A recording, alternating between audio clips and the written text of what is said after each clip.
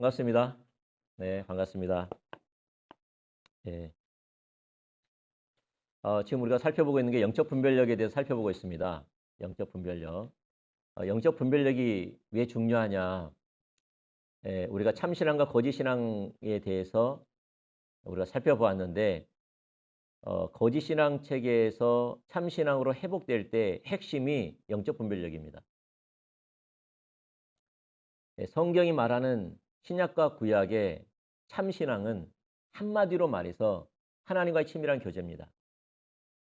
하나님을 알고 하나님을 사랑하고 하나님의 뜻과 목적과 길을 알고 순종하는 삶입니다. 살아계신 하나님과 교제하고 동행하는 삶입니다. 근데 이것을 대적하고 공격하고 방해하는 것이 거짓신앙책입니다. 이 두 가지가 우리 가운데 같이 있습니다. 사실. 거짓신앙 체계를 한마디로 말해서 율법주의, 기복신앙, 인본주의입니다. 신앙을 하긴 하지만은 실제적으로 그가 가지고 있는 가치관은 율법주의요, 기복신앙이요, 인본주의라는 거죠. 율법주의는 본질이 의식이 본질을 대체하는 겁니다. 본질은 방금 말씀드린 것처럼 살아계신 하나님과 교제하는 것이고 살아계신 하나님을 아는 것이고 살아계신 하나님이 그의 목적과 그의 길을 우리 가운데 말씀하시면 온 삶으로 동참하는 삶입니다. 그러므로 우리는 하나님의 뜻을 이루고 하나님을 경험하는 삶이에요. 실제적인 삶이죠. 그런데 이 실제적인 삶을 우리가 표현하고 더 알 수 있는 게 의식이에요. 기도를 통하여서 예배를 통하여서 하나님을 사랑하고 하나님 마음을 구하고 하나님의 뜻을 구하고 이런 좋은 통로지요. 예배라든지 모든 의식이.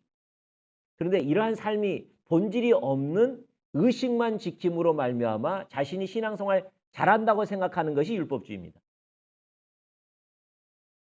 기도하고 있고 예배하고 있고 전도하고 있고 구제하고 있고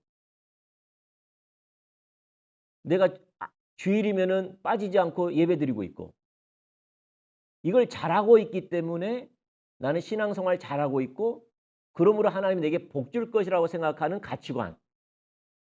이게 율법주의입니다. 율법주의. 그런데 사람들이 신앙의 본질도 없으면서 의식을 왜 그렇게 열심히 하느냐? 그게 이제 기복신앙입니다. 그 사람이 하는 동기를 봤더니 자기 복을 위해서 하는 거예요. 자기를 위해서 그렇게 열심을 냈던 거예요. 이렇게 하면 복 받는다고 하니까. 이렇게 하면은 문제 해결 받는다고 하니까. 이렇게 하면 하나님 나를 쓰신다고 하니까 그렇게 많이 금식하고 헌금하고 예배드리고 철야하고 새벽기도하고 그랬던 거예요. 그리고 율법주의와 기복신앙의 삶을 사는 사람들의 삶의 방식이 인본주의라는 거예요.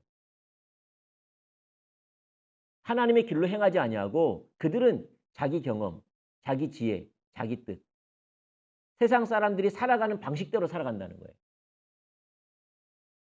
종교의 옷을 입으면서. 이게 거짓신앙 체계입니다. 지금까지 살펴봤는 것이에요.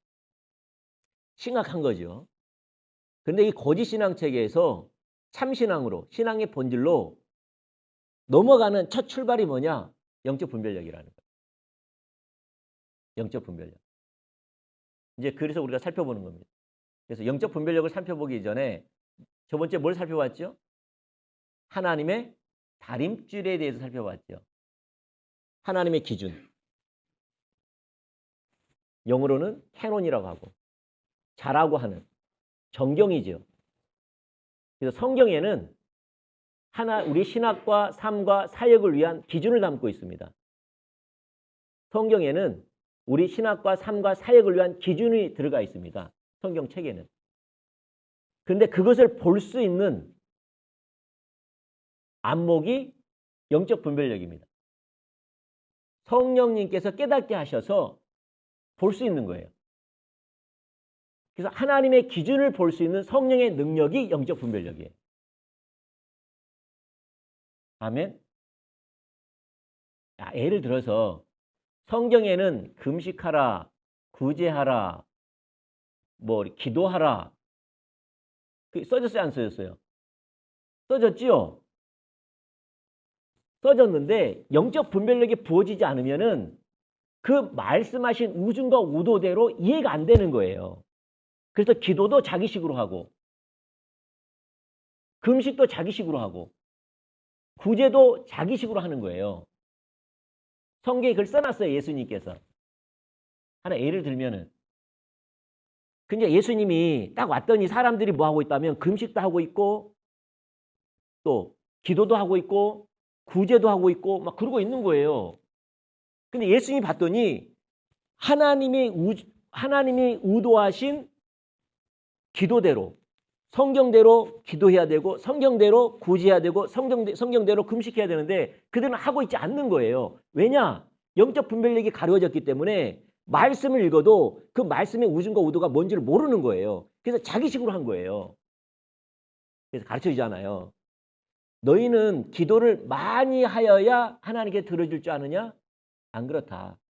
이방인들은 많이 기도해야 하나님이 그 신들이 들어준 대로 착각한다. 들어보셨습니까? 중언부언 반복해서 기도하고 길게 이것을 길게 양을 채우는 거예요. 기도의 양을. 이방인들의 기도는 뭐였다면 중언부언을 하고 길게 하는 거예요. 제가 TV를 이렇게 본 적이 있는 이게 보면서 그 원불교 있죠. 원불교. 원불교의 그 TV를 봤는데 이게 봐봤어요. 궁금해가지고 불교도 보고 내가 원불교도 가끔 봅니다. 보는데 똑같아요. 똑같은 단어를 똑같은 그 암송 구절을 그걸 반복적으로 오래 해요. 들어보면 불교도 똑같은 것을 반복적으로 오래 해요. 모르겠습니까? 원불교 거 들어보세요. 뭐 이렇게 해가지고 그것을 계속 반복적으로 하면서 이렇게 하더라고요. 이렇게 하면서 그걸 계속 반복적으로 해요. 그리고 어떻게 해요? 길게 해요. 그게 이방인들의 기도거든요. 근데 성경이 말하는 기도가 가려워지니까 성경에서 기도하라는 우중과 우도가 가려워지니까 이 기도를 이방인들이 하는 기도를 한 거예요. 그게 뭐죠? 하나님 아버지 도와주소서 도와주세요. 이것을 어떻게 한다고요? 반복적으로 길게. 그래서 너는 그렇게 기도하지 말라. 너의 필요는 하나님이 다 알고 계신다. 너는 그의 나라와 그의 의를 구하라. 그러면 너희 모든 것을 하나님께서 더해 주신다. 기도를 가르쳐 주신 거예요. 다시. 사람들이 금식하고 있는 거예요. 근데 성경이 말하는 금식이 아니에요. 어떤 금식을 하고 있었다면 세상 사람들이 하고 있는 금식을 하고 있는 거예요. 어떻게 하고 있었죠? 나 금식한다 그러면서 머리를 희제끼고 사람들에게 보이려고 하는 거예요. 나 금식하고 있다. 나 영적인 사람이다. 자기 자신을 드러내는 거예요. 그러니까 예수님이 뭐라고 말씀하시죠? 금식하려고 하는 것은 사람에게 보이려고 하지 말고 은밀하게 계신 하나님께 하라. 그리고 금식하려면 도리어 머리에 기름을 발라라. 무슨 말이죠? 사람들에게 금식한 티를 내지 말라는 거예요. 하나님께 하는 거기 때문에. 이해되십니까? 기도를 했어요. 기도를. 기도는 은밀한 중에 하나님께 하는 거잖아요. 근데 길거리 어귀에서 손을 들면서 기도했어요. 나 기도합니다. 지금 막 사람들한테 와, 저 사람 영적인 사람이다. 와, 저 사람 대단하다. 이런 칭찬받기를 원했어요. 그게 기도가 아니다. 기도는 어떻게 해요? 은밀하게 주위에 계신 하나님께 하는 것이다. 또 가르쳐 주세요. 하나 예수님께서. 구제를 하는 거예요. 구제는 어떻게 해요?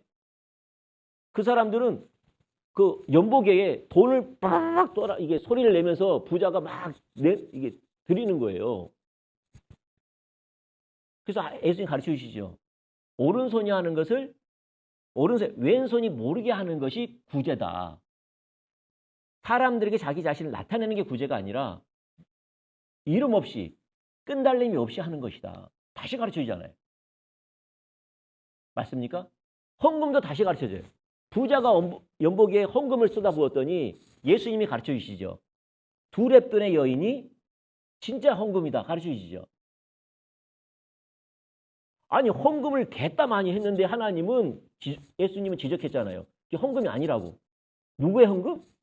두 랩돈의 여인의 헌금이 참 헌금이라는 거예요.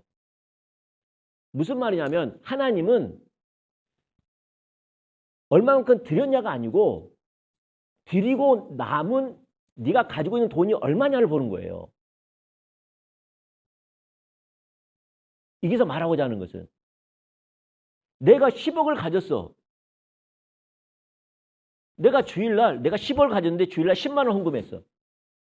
근데 어떤 사람은 가지고 있는 게 100만 원이야. 근데 주일날 10,000원을 했어. 누가 크게 헌금한 거예요? 10만 한 사람이 헌금을 많이 한 거예요? 아니면 10,000원 한 사람이 헌금을 많이 한 거예요? 하나님은 뭘 보시는데? 헌금하고 난 다음에 금액을 보시는데. 10,000원이죠. 그래서 두 랩돈은 전부를 드린 거예요. 부자는 많은 것 중에 드렸고, 이 많은 두 랩돈보다 많이 드렸지만은 그가 가지고 있는 건 엄청 많은 거죠. 작은 것에 불과한 거죠. 우리는 10,000원짜리 헌금하면서 학생이 하는 10,000원하고 직장이 다니는 10,000원하고 다르죠. 예수님은 그걸 말하는 거예요. 헌금에 대해서 이야기한 거예요. 무슨 말이냐? 제가 말하는 것은 성경에는 뭐가 써졌지요? 우리 신학과 삶과 사역을 위한 하나님의 기준이 담겨져 있죠. 그래서 이게 기도는 해라. 그리고 금식도 해라. 헌금도 해라.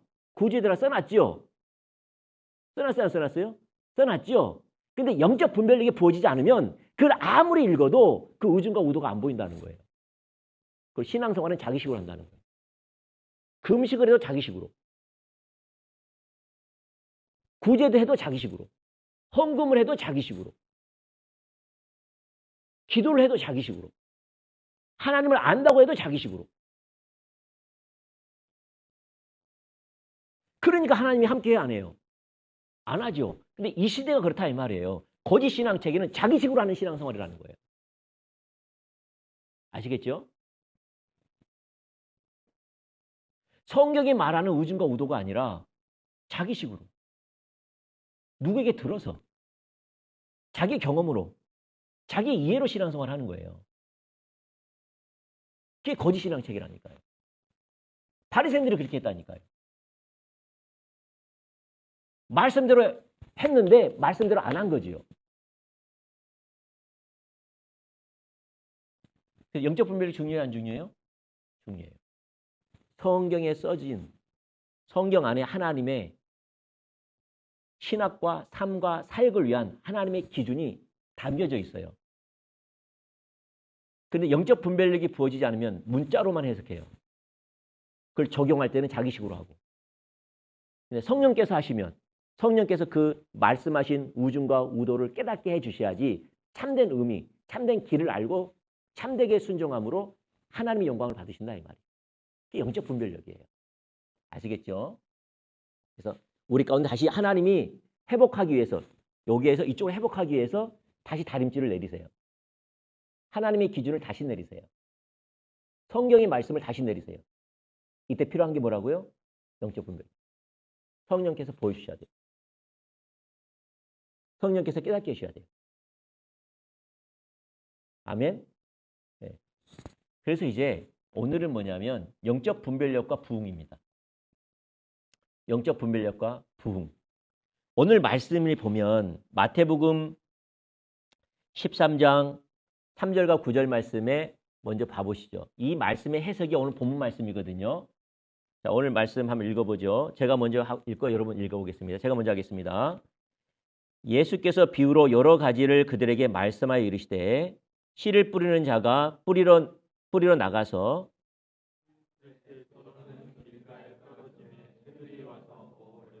더러는 흙이 얇은 돌밭에 떨어짐에 흙이 깊지 아니하므로 곧 싹이 나오나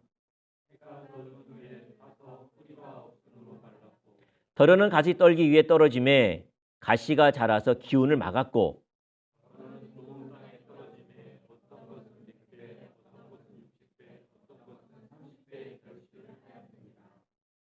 귀 있는 자들은 들으라 하시니라. 자, 이건 헌금에 관한 게 아니에요. 많은 사람들이 이게 사단이 사용한 게 뭐냐면은 그 문맥에서 말하는 그 이해로 보지 않고 그 단어만 보는 거예요. 그 구절만 보는 거예요. 이 단어 내지는 구절 아니면 그만 보는 거예요. 성경을 보려면 어떻게 봐야 돼요? 문맥을 봐야 되고 더 넓게는 장으로 봐야 되고 더 넓게는 신약 구약 전체를 가지고 봐야 되는 거예요. 네. 그런데 자기중심적인 사람들은 자기의 목적을 이루기 위해서 성경 구절을 인용하는 거예요. 그 특징이 뭐냐면은 구절만 인용을 해요. 문맥에서 그 구절이 뭘 의도하는가는 보지 않아요. 그래서 사람들이 30배, 60배, 100배를 이야기할 때는 헌금을 드리면은 그렇게 30배, 60배, 100배를 낸다고 설교를 하고 가르치는 거예요. 근데 여기서 말하는 30배, 60배, 100배는 헌금을 만을 드리면은 30배, 60배, 100배 하나님 갚아주신다. 이 말이 절대 아니에요. 본문의 말씀의 의미는 하나님 나라의 메시지예요. 아멘? 이거 헌금의 메시지가 아니에요. 30배, 60배, 100배는 내가 심은 만큼 30배, 60배, 100배 열매를 맺는 말이 아니에요. 이건 하나님 나라의 메시지예요. 아멘? 아까 우리가 좀 보면 좀 있으면 우리가 읽었던 구절 있잖아요. 좀 읽으면 구절에 나와 있어요. 조금만 기다려 보세요. 이것이 하나님 나라의 메시지인지 아닌지 구절이 말하고 있어요. 그래서 문맥을 봐야 돼요. 문맥을 다 이해하려면 장을 봐야 되고 장을 보려면은 그 서신서 전체를 봐야 되고 더 넓게는 신구약 전체를 보면서 같은 의미여야 되겠죠. 말하고자 하는 것을 담고 있어야 되겠죠. 아멘? 이건 헌금에 관한 게 아닙니다. 이것은 하나님 나라의 메시지에 관한 겁니다. 하나님 나라의 메시지가 관한 겁니다. 그래서 오늘 이런 예예요. 하나님 나라의 이게 씨가 하나님 나라의 메시지인데 이 씨가 어디에 떨어진 거죠? 하나는 길가에 떨어지고 하나는 돌짝밭에 떨어지고 하나는 가시밭에 떨어지고 하나는 좋은 밭에 떨어졌는데 좋은 밭에 떨어지면 30배, 60배, 100배 열매를 맺는다는 거예요. 그러니까 제자들이 묻는 거예요. 이 말의 의미가 뭡니까? 이렇게 물으니까 예수님이 이 비유를 예수님 스스로가 해석해 주신 거예요. 그게 맞겠지요? 자, 그럼 해석이 뭐죠? 오늘 본 말씀이에요. 다시 제가 읽고 여러분 한번 읽어보겠습니다. 제가 18절부터 읽어볼게요. 제가 읽을게요. 그런즉 씨 뿌리는 비유를 들으라.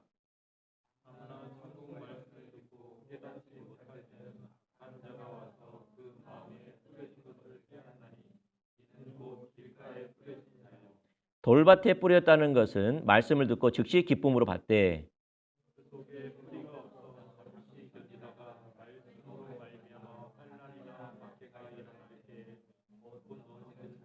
가시떨기에 뿌려졌다는 것은 말씀을 들으나 세상의 염려와 재리의 유혹에 말씀이 막혀 결실하지 못하는 자요.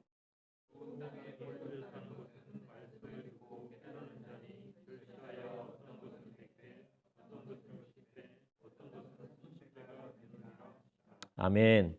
여기 보면 분명히 말씀을 드렸죠.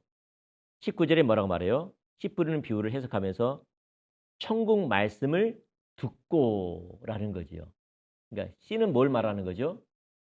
천국 하나님 나라의 메시지예요. 분명하잖아요.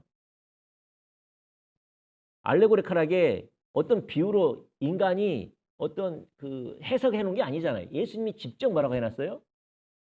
씨 뿌리는 비유에 대해서 그 씨를 하나님 나라의 메시지라고 분명히 해놨어요. 하나님 나라의 메시지. 그러니까 이 말은 무슨 말이냐면 예수님께서 이 땅에 하나님 나라를 가지고 오셨죠. 하나님 나라는 어떤 땅이라든지 어떤 영토라든지 어떤 범위가 아니에요. 왜냐하면 그런 나라는 존재하지 않아요. 세례 요한이 회개하라 천국이 가까웠다 말할 때 천국이 어느 장소에 있는 게 아니에요. 만약에 천국에 가려면 그 장소로 가야 되겠죠. 그런데 우리가 명백하게 볼 수 있는 것은 하나님 나라는 하나님의 주권적인 통치입니다. 이것을 신학자가 됐던 누구든 반론할 수가 없습니다. 하나님 나라는 뭐예요? 하나님의 주권적인 통치입니다. 예수님이 하나님 나라를 가지고 오셨습니다. 다시 하나님의 통치가 우리 가운데 임했다라는 겁니다. 하나님의 통치가 우리 가운데 임하면 어떤 일이 벌어지죠? 생명의 역사가 있기 시작하지요. 그래서 예수님의 말씀 선포와 능력 행함으로 하나님의 통치가 우리 가운데 왔다고 선포하는 겁니다. 권세 있는 말씀을 통해서 기적과 표적과 이적을 통하여서 하나님이 아니면은 할 수 없는 일들이 벌어지는 거예요. 그러면서 그들 가운데 지금 하나님의 통치가 우리 가운데 왔다고. 그들을 초청할 뿐만 아니라 예수님을 통해서 하나님 나라가 확장되는 일에 초청하는 겁니다. 그리고 예수님과 함께 하나님 나라의 사역을 감당하면서 하나님의 뜻을 이루는 열매 맺는 삶으로의 초청입니다. 그게 하나님 나라의 메시지입니다. 이러한 예수님의 말씀 선포와 능력 행함을 통하여서 하나님 나라가 임했다는 하나님 메시지를 증거될 때 네 가지 밭이 있다라는 거예요. 이게 굉장히 중요해요. 네 가지 밭이 있다는 거예요. 첫 번째 밭이 뭐죠? 길갓밭이죠. 길갓밭의 특징은 뭡니까? 말씀이 떨어지나 뿌리가 박지 못하고 새들이 와서 먹어버린다는 거예요. 이런 사람도 어떤 사람이요? 배우자는 자세가 없는 그 당시에 바리새인들, 종교 지도자들이죠. 그들은 죽은 전통주의에 있었기 때문에 자기들이 신앙생활 잘한다고 생각했어요. 예수님이 어떤 말씀을 하더라도 받아들이지 않았어요. 너는 목수의 아들 아니냐. 능력이 나타나면 바알세불 짚었다고 하고. 예수님의 말씀을 아예 듣지를 않았어요. 근데 지금도 그런다는 거예요. 교회 밖에서 교회 안에서. 교회 밖에서 교회 안에서. 교회 안에서. 교회 안에서. 교회 안에서 그런다는 거예요. 이것은 교회 밖에 이야기를 한 게 아니에요. 교회 안에서 이야기하는 거예요. 예수님은 그 당시에 유대인들에게 설교한 거예요. 그 다음에 돌짝밭이 있죠. 돌짝밭은 흙이 얇기 때문에 씨가 떨어지면은 뿌리가 얇게 뻗어 있기 때문에 문제는 뭐죠? 해가 돋으니까 그 뿌리가 얇아 타버리는 거예요. 그러면서 말씀하신 게 뭡니까? 하나님 말씀을 우리 하나님의 나라의 메시지를 들었을 때 그들은 감격한다는 거예요. 그들은 기뻐한다는 거예요. 환희를 저지른다는 거예요. 오, 하나님 나라가 임했다고. 그분은 나의 하나님이라고. 나는 그의 백성이라고. 이제 나는 하나님만 섬기는 백성 되기 원합니다. 하나님의 길로만 행하기를 원합니다. 라고 화정했다라는 말이에요. 근데 문제는 뭐죠? 뿌리가 얇함으로 태양이 내리칠 때 뿌리가 타버려서 없어진다는 거예요. 무슨 말입니까? 환난과 어려움이 오면 사라진다는 거지요. 근데 정확해요. 이번에 예를 들어볼게요. 이게 참 이게 오랫동안 짧아가지고 오랫동안 설교할 영역인데 사실 이번에 우리 성도분 한 분이 요양원에서 근무를 하세요. 근데 요양원이 복지시설 직원에 대한 복지시설이 참 잘 돼 있어요. 그래서 일도 힘들지 않을 뿐만 아니라 그분이 너무너무 행복한 거예요. 그 직장에 들어갔는데. 왜냐하면 일도 많지 않을 뿐만 아니라 복지도 좋고 시간적인 여유도 좋고 너무너무 좋은 거예요. 그러니까 다른 자리가 하나 남았을 때 우리 성도분을 또 소개해가지고 직원으로 있는 거예요. 우리 성도만 해도 2분이 계세요. 요양병원. 너무나 편한 거예요. 근데 이제 근래에 뭐가 있었다면은 원장님이 바뀌었어요. 이사회에서 현 원장님을 이제 퇴직시키고 한 분을 임명을 한 거예요. 임명을 한 거예요. 그러니까 이 임명하기 전에 이 총무님으로 계셨던 분이 이사회에 건의를 했어요. 나는 오랫동안 요양병원에 있었고 요양병원을 모든 걸 맡을 수 있는 자격이 있다. 그러니까 나를 원장님으로 해주라. 그럼 내가 잘 내가 잘 운영하겠다. 근데 이사회에서 안 받아들인 거예요. 안 받아들이고 1년 계약직으로 돌린 거예요. 그러니 이분이 사표를 내버린 거예요. 이분이 사표를 낼 뿐만 아니라 영양사가 계시는데 이분도 같이 사표를 냈어요. 왜냐하면 이분이 그 집안 사람이에요. 그래서 화난다고 같이 내버리는 거예요. 근데 뭐냐, 우리 성도분이 두 분이 들어갔는데 이게 연양사의 추천을 통해서 들어가신 분이에요. 이 연양사가 이건 억울하다, 어떻게 낙하산이 들어올 수 있느냐, 그래가지고 전 직원이 그 사표 수리를 좀 하자, 진짜 쓴단 말이 아니라 이거 가지고 이사에 내가 한번 쇼부를 보겠다, 그러면서 써달라는 거예요. 그럼 누굴 통해 들어왔죠? 이분들을 통해 들어왔죠. 뿐만 아니라 이 시청의 신문고에 올리자는 거예요. 그리고 우리 성도분이 글솜씨가 좋거든요. 본인이 써갖고 좀 올려달라는 거예요. 그래서 이 성도님 나한테 전화 온 거예요. 목사님 어떻게 하면 좋겠습니까? 그런 거지요. 우리는 하나님 기준대로 해야 됩니다. 위에서 하는 것은, 위에서 권위자들이 하는 것은 우리가 참견할 바가 아닙니다. 그분이 운영을 잘하든 못하든 그거는 이사에서 결정하는 겁니다. 우리는 그 권위에 밑에 있는 사람으로서 어떤 사람이 오든 우리는 예수님을 섬기듯이 섬겨야 됩니다. 운영을 잘한 사람이든 못한 사람이든 우리는 질서 아래에 있는 사람입니다. 그리고 이 이사회가 다른 요양원도 있는데 이 요양원도 똑같은 과정을 걸쳤대요. 그러면서 이사가 그 원장님이 왔는데 직원들의 복지가 딱 사라진 거예요. 급여도 없어지고, 급여도 낮게 책정되어지고, 그다음에 복지 부분도 많이 없어지고. 그러니까 그분이 오면은 그런 일이 벌어질 거라고 추측을 하는 거지요. 네, 제가 그런 거죠. 네, 우리는 하나님 말씀대로 해야 됩니다. 첫 번째, 우리 가운데 우리 가운데 월급을 주시는 분은 그 이사회가 아닙니다. 하나님이 주십니다. 하나님은 요양병원을 통해서 우리에게 주는 게 아니라 그러니까 요양병 우리에게 월급을 주는 게 아니라 하나님이 주시는 겁니다. 부하기도 주시고 가난하게 주시고. 그러면은 복지가 사라지고 월급이 좀 적는들, 그건 하나님이 우리에게 그만큼만 주고 싶어서 그렇게 하는 겁니다. 그럼 그걸로 살아야 됩니다. 많이 주신 만큼 사시면 됩니다. 우리의 필요는 하나님이 채우시지 사람이 아닙니다.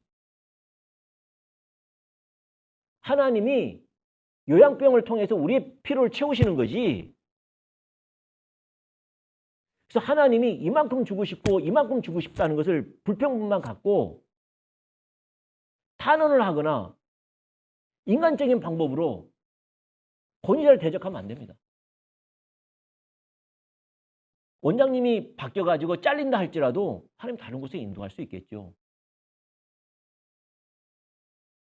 그렇게 했더니 누구죠?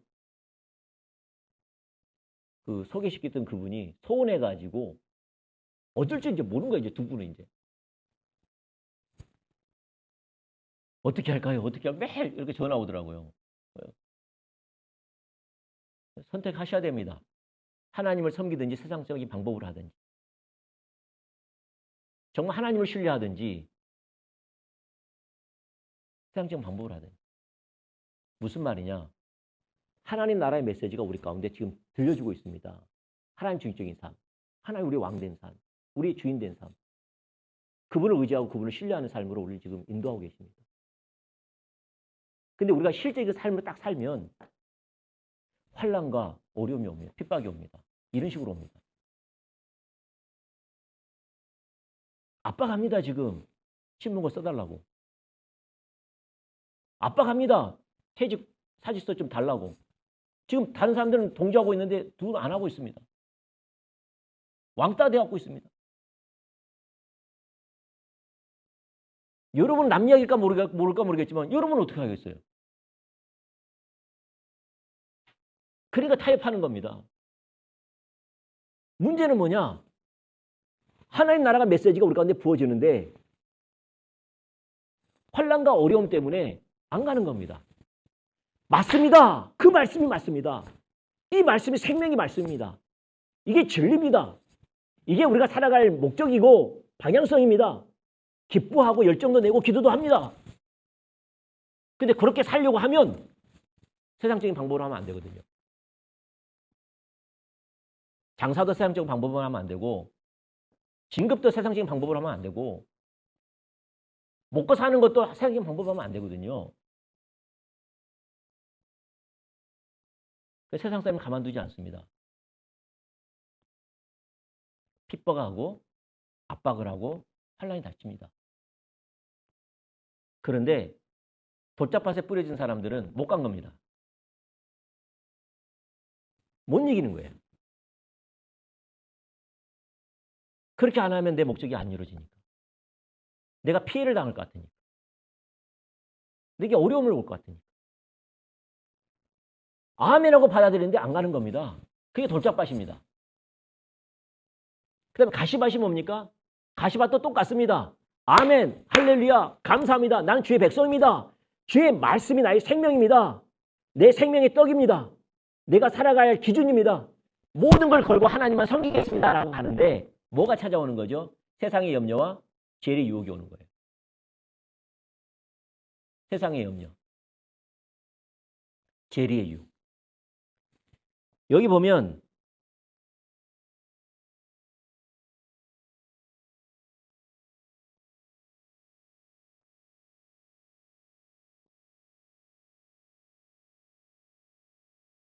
아이고.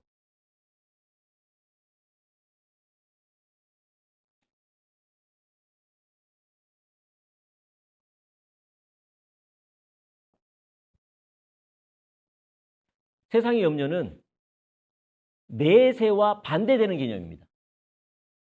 내세, 다시 말해서 우리가 죽어서 하나님 앞, 우리가 죽으면 하나님 나라에 가시죠. 우리가 죽으면 하나님 앞에 서시죠. 그때 우리의 삶을 가지고 평가받을 건 믿으십니까? 어떻게 사냐에 따라서 하나님 평가를 받는 걸 믿으십니까? 그래서 우리는 하나님 앞에 진실하게 살려고 노력하죠. 하나님께서 우리의 삶을 판단하시고 우리는 영원한 천국이 있을 거니까 잠깐 이 땅은 어떤 땅이죠? 나그네처럼 잠깐 있다가 가는 곳이죠. 이게 신앙생활이 아닙니까? 근데 세상의 염려는 반대의 개념이에요. 하나님 나라에 죽어서 가는 하나님 나라의 가치를 가지고 살아가는 게 아니라 이 땅에만 관심을 갖는 거예요. 이게 세상의 염려예요. 이 땅에서의 삶에만 관심이 있는 거예요. 그래서 염려가 엄청 많지요. 재리의 유혹은 뭡니까? 단순한 물질의 유혹이 아니에요. 재리의 유혹은 이런 단어를 갖고 있어요. 재리는 플루토스라는 뜻에서 나오는 많다, 풍성하다라는 뜻인데 호쿠마 주석에 보면은 풍성할 재물, 그리고 부요함이라는 뜻이에요. 무슨 말이냐면 내 삶에 필요한 재물이 아니라 내 삶에 필요한 재물 이상의 재물을 탐하는 거예요. 이게 재리 유혹이에요.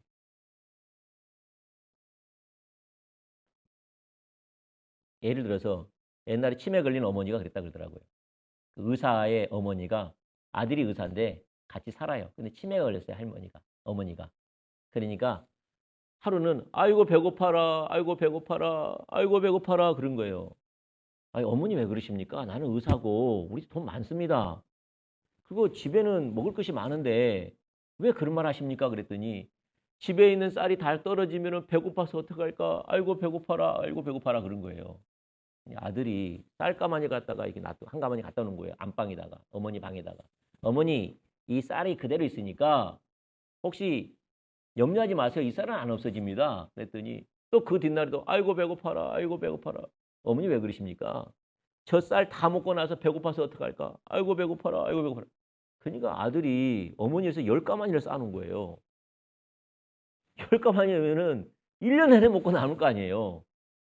그래서 안 그럴 줄 알고 했는데 또 그 다음날도 어머니가 아이고 배고파라, 아이고 배고파라.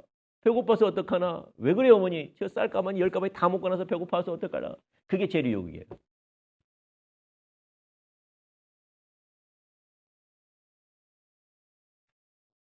사람들이 그것 때문에 죄 얘기를 안 간다는 거예요. 지금 먹고 살 수 있어요. 아무 문제 없어요. 하나님이 주신 것 더 이상의 것을 바라보고 욕심을 내는 거예요. 그러니까 하나님을 위해서 시간을 드리는 것, 물질을 드리는 것, 헌신하는 것 안 합니다. 그래서 안 가는 겁니다. 맞는 거 알면서도 꼼짝달싹을 안 하는 겁니다. 세상 염려와 재리 유혹 때문에. 그래서 좋은 밭은 달라요. 좋은 밭은 뭐지요? 보는 자들이에요. 자, 봅시다. 아까 말씀에 써졌지요. 23절에 보면은 좋은 땅에 뿌렸다는 것은 뭐라고 써놨죠? 말씀을 듣고 깨닫는 자니. 이 깨닫다는 말이 야답니다.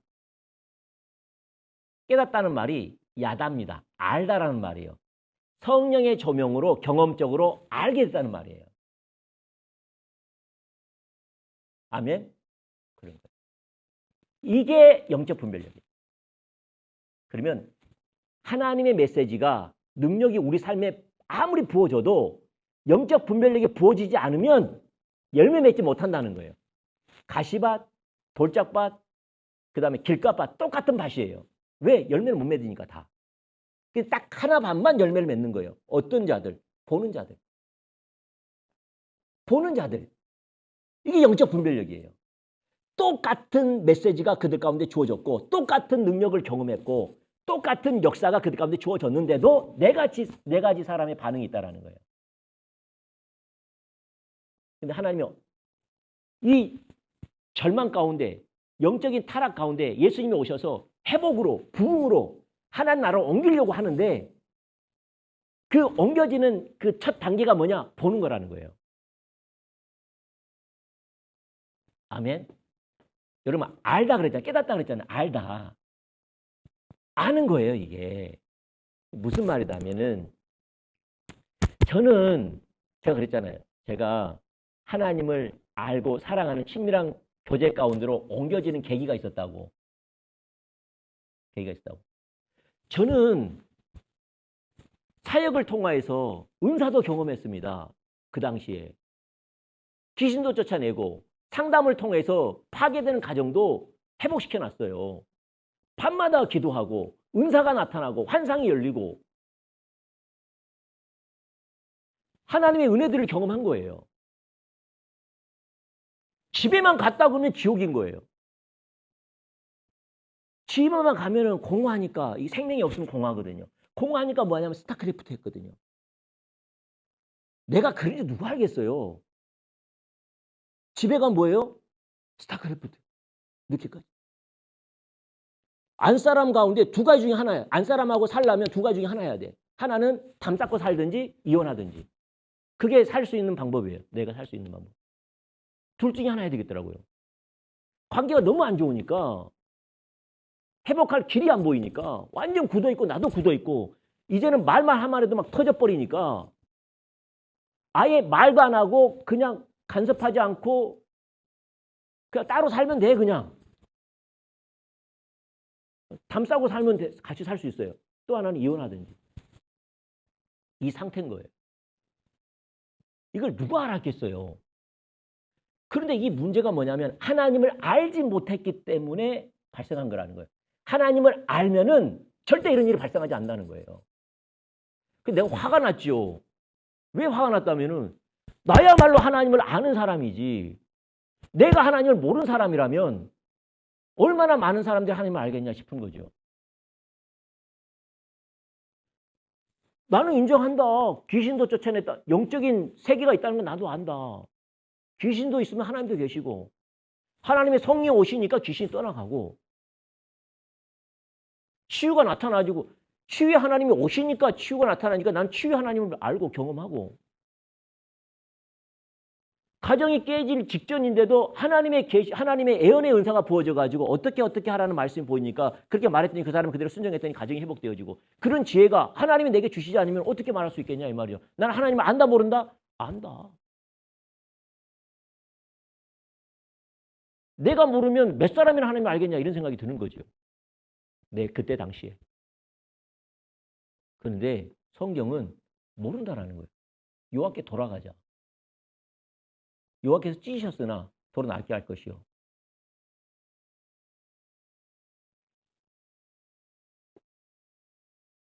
뭐가 문제죠? 하나님을 안다라는 것에 대해서 내 식으로 이해하는. 홍해 이스라엘 백성들 놀라운 역사 경험하지 않았겠어요? 그들은 40년 동안 하나님께 불신했거든요. 불신했다는 말은 신뢰하지 않았다라는 거예요. 의지하지 않았다는 거예요. 40년 동안 홍해 하나님을 경험하면서 성경 뭐라고 하다 그들이 나를 알지 못하며 이렇게 말해요.